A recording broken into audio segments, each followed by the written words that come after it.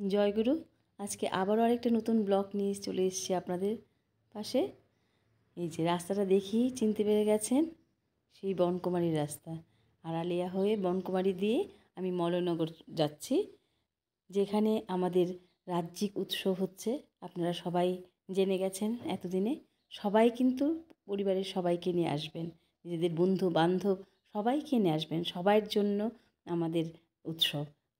আমরা সবাইকে নিয়ে খুব আনন্দ করব সেদিন। চলে যাচ্ছি উৎসব প্রাঙ্গণে। সত্যি কথা কি, আমিও প্রথম যেদিন গিয়েছিলাম সেদিন মা বাবা সবাইকে নিয়ে, বোন সবাইকে নিয়ে গিয়েছিলাম। সেদিন যা অবস্থা দেখেছিলাম, কী বলবো, কুল কিনারা নেই। এত বড় মাঠ, 29 কানি জায়গা নিয়ে হচ্ছে এবারের উৎসবটা। সেখানে কি করে একটা উৎসব সম্ভব হবে, আমার সেদিন ধারণাই ছিল না। তেমনি অনেকেরই ধারণা ছিল না কীরকম কীভাবে হবে সেই এই এত বড় ফাঁকা মাঠে কি করে এত বড় উৎসবটা অ্যারেঞ্জমেন্ট করবে। কিন্তু সত্যি ধর্মই সব কিছু করতে পারে, সেটাই আমরা জেনে গেছি। এবার আমাদের রাজ্যিক উৎসব সেই মলয়নগর পেট্রোল পাম্পের, এই যে দেখতে পাচ্ছেন পেট্রোল পাম্পের কাছে চলে এসেছি।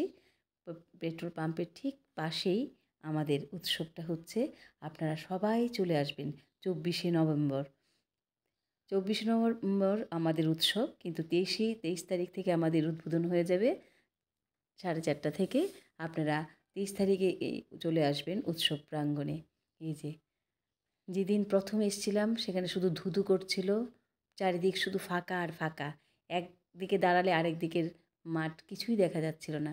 আজকে দেখতে পাচ্ছি, কি বলবো, বুঝেই উঠতে পারছি না।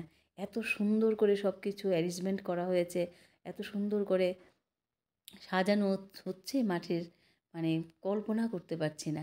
এই যে দেখতে পাচ্ছেন, এখানে মেডিকেল ক্যাম্প হবে, এখানে খাওয়ার দোকান হবে, সব কিছু আপনারা একই জায়গায় পেয়ে যাবেন।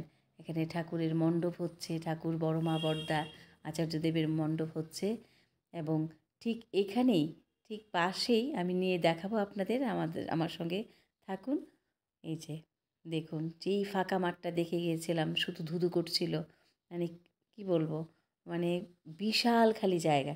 সেখানে দেখুন কি সুন্দর ঠাকুরের মণ্ডপ হয়ে গেছে। আর এই যে ঠিক পেছনটাই আমরা আনন্দবাজারের জন্য পেয়ে যাব। এই যে দেখতে পাচ্ছেন, এক জায়গায় দাঁড়ালে আরেক ওই সেই ছোট ছোট সব কিছু দেখা যাচ্ছে। বিশাল খাওয়ার জায়গা, কি বলবো, একই জায়গাতে আমরা উৎসব এবং আনন্দবাজার দুটোই পেয়ে যাচ্ছি। আমি আমার মা বোন বাবা আমরা সবাই এসেছি, আমার এক দাদাও এসছে। আমরা সবাই এখানে চলে এসেছি আজকে উৎসব প্রাঙ্গণে, আপনাদের দেখানোর জন্য। আমরাও দেখতে চলে এসেছি, সেই আনন্দের ভাগীদারি হওয়ার জন্য। কিছুই তো করতে পারছি না, তবুও এখানে এসে যদি সবার সাথে একটু কথা বলে আনন্দ দেওয়া যায় ওদেরকে। আপনারাও চলে আসুন এখানে। কি বলবো, এত আনন্দের জোয়ার চলছে, প্রত্যেক দিন যেই কর্মযজ্ঞ হচ্ছে এখানে, না আসলে বুঝতে পারবেন না। আমি এখানে এসেই সেই কর্মযজ্ঞের কিছুটা ভাগীদারি হতে পেরে নিজেকে ধন্য মনে করছি। আপনারাও চলে আসুন, খুব ভালো লাগবে। উৎসব চলে এসছে, আর আমাদের মনের মধ্যে উৎসব বেজেই আছে। এখন শুধু অপেক্ষায় আছি আমরা সবাই, সেই দিনটা কবে আসবে। আমরা সবাই ঠাকুরের কাছে প্রার্থনা করব যাতে আমাদের উৎসব খুবই সুন্দর, খুবই খুবই সুন্দর করে সুসম্পন্ন হয়। সেটাই আমরা প্রার্থনা করব ঠাকুরের কাছে। আর সবাই ভালো থাকবেন, সবাই আসবেন। আবারও বলছি, আপনাদের সবার নেমন্তন্ন আমাদের উৎসবে। আপনারা আপনাদের পরিবারবর্গ, বন্ধু বান্ধব সবাইকে নিয়ে আসবেন।